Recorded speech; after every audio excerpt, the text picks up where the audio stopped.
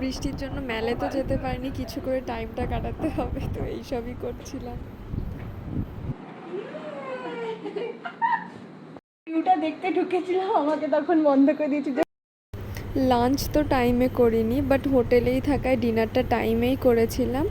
আর অনেক কিছু আইটেম ছিল, একটা জিনিস খুব ভালো ছিল, অপশান ছিল, রাইসও ছিল রুটিও ছিল, কেউ যদি রাইস খায় তো রাইস, রুটি খেলে রুটি।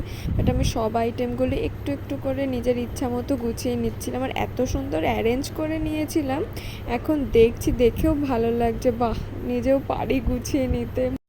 সবসময় তো মাই গুছিয়ে দেয়। বেস্ট পার্ট হচ্ছে হাতের থেকে কিছু ধুমধাম না ফেলে শান্তভাবে সব কিছু গুছিয়ে নিয়েছিলাম। এখন দেখছি জিনিসটা। আরেকজন চলে এসেছে।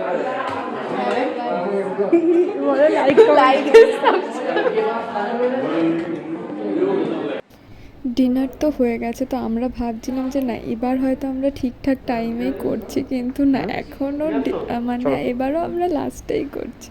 সবার হয়ে গেছে, তারপর আমরা করছিলাম। আর এই যে এবার আমরা উপরে চলে যাব, কিন্তু এত আলসেমি করছিল দেখো।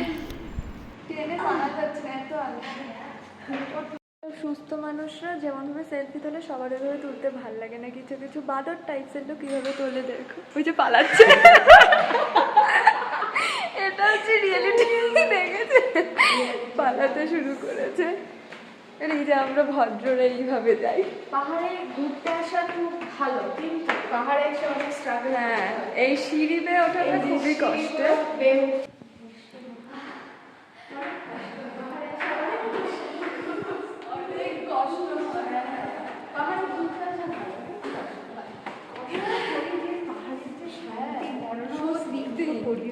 আমরা মনে হচ্ছে লে লাদাখে এসেছি।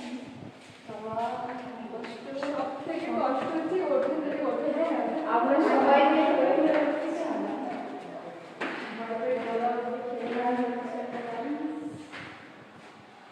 তখন পালালো না, এবার আমরা যাচ্ছি রুমের মধ্যে, শুধু দেখো কি করে। দা ভাই কি করছো?